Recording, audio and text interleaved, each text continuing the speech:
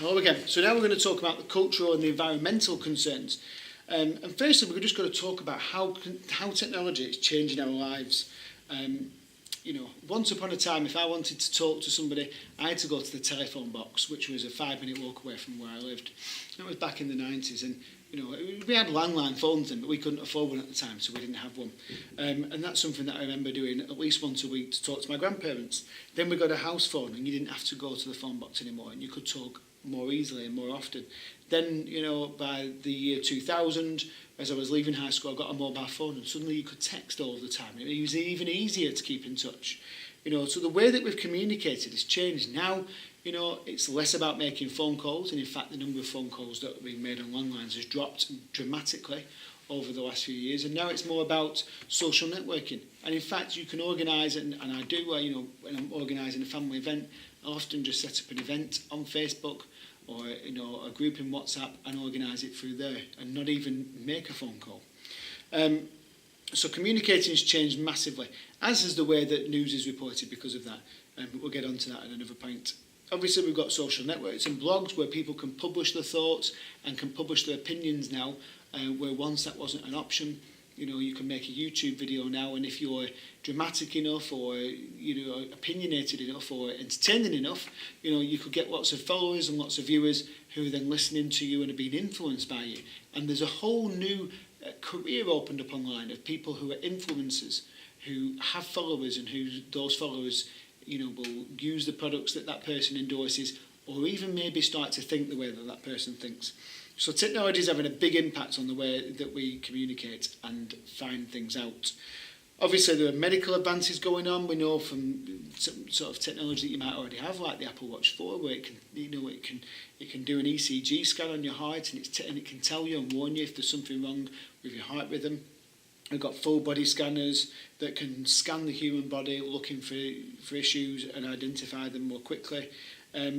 Those watches, things like the Fitbit, they're monitoring our activity, and that's been reported to the companies that make these things. My Fitbit, it knows how many steps I've taken, it knows how many hours sleep I get, and that information's been gathered over there by Fitbit, and it might be anonymised, but they'll be able to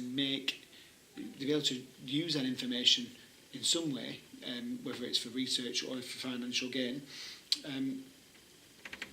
We've got transport technology, we've got automated cars now for the first time, we've got traffic lights and another sort of infrastructure that's becoming smarter, smart motorways, where we can, where a system can close lanes and reduce speed limits, and all of that's happening with computer systems controlling what's going on.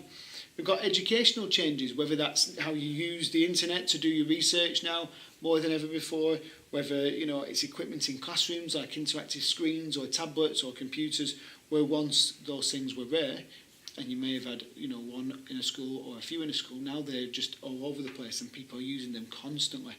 And leisure activities are changing. We now have video games on a scale like never before, because they're on our phones, they're on our tablets, they're on our games consoles, they're even on your TV if you've got a smart TV. Whereas once, you might start and play a board game together as a family, now people are splintering off and playing their own games all over the place, And obviously, some of this is fantastic because we've got services like Netflix and Amazon Prime, so we get great content to watch. We've got music streaming services, which mean you can listen to any song.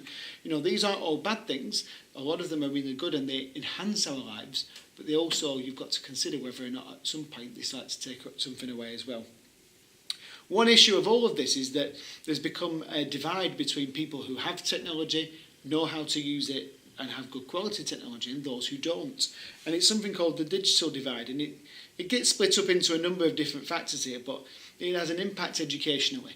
People who have access to technology, internet access, and can use technology have a better chance of succeeding in education than those that don't. And even in the United Kingdom, there are people who don't have access to technology because maybe they can't afford it and they're very poor, or if you live in a very remote area, your internet access might be so diabolically so that that you can't access the sort of internet that we're all accessing all of the time, like the streaming, the YouTube, and things like that. And that has an impact if you're trying to research and you can't watch a YouTube video like this one now, or you can't access information that your peers can access. It's holding you back.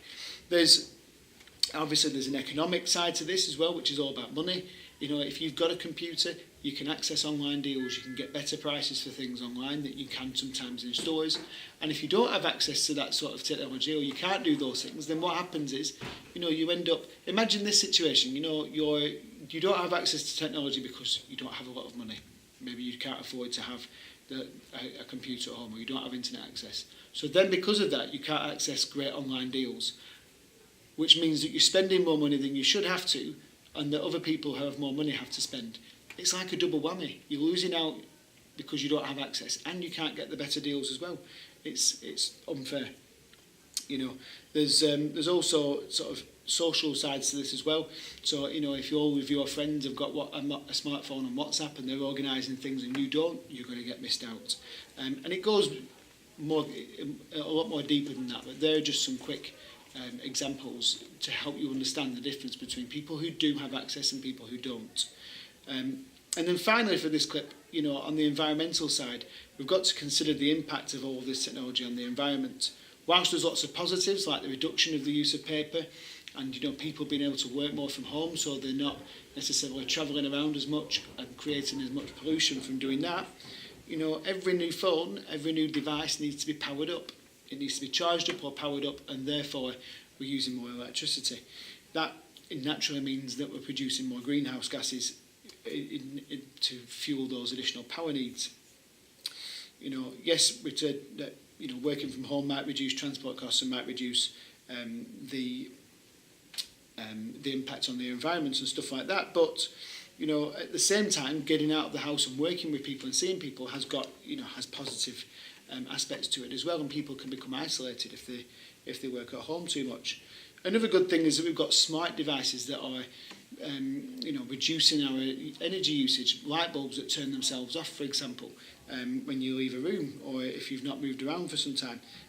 But, you know, on the other side, all of these devices are more and more difficult to recycle, and it's not always possible to recycle. And we've got mountains of outdated technology around the world called e-waste that hasn't been disposed of properly. Thankfully, companies are doing better at that now, and many companies will take devices off you and even pay you for them, and then reuse the components that are inside of them. And that brings me to the last point on this, which is the components inside our technological devices. Inside smartphones, there are resources that are running out, that are years away, 10 to 20 years away in some cases, away from running out. And in some cases, the way that we mine and get those materials is done very unethically by companies that are not being monitored well enough. And you know, for sure, there have been instances where it's been uncovered that, you know, children who shouldn't have been working have been sent into mines, mining these precious metals that our technology companies need for their devices. Or in places like China, you know, where often these devices are manufactured, people are working in extreme conditions where they're working very long hours for very little money. And, you know, there's a real ethical debate about whether or not that's okay and acceptable.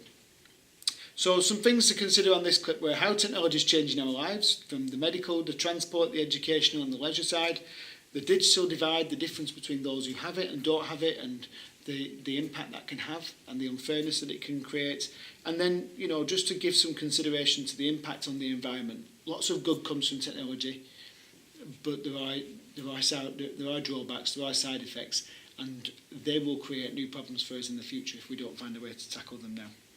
Okay, thanks for watching.